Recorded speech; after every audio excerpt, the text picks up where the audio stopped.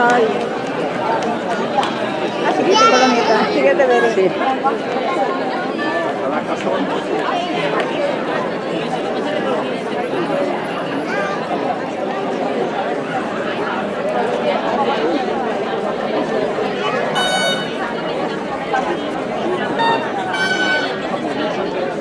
Una altra diferència és que les buixarangues toquen des que es comencen a fer torres. I els castellers toquen des de la tercera altura.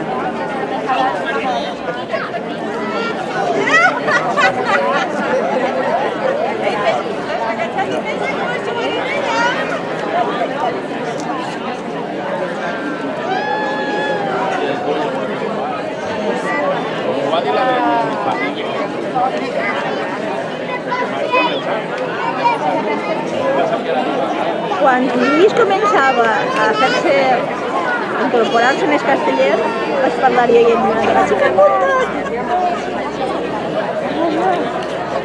Pues jo la veritat és que mai m'hagués ocorrit que el meu fill estaria en tot això. Orienta't el cuquet. És Lluïsa?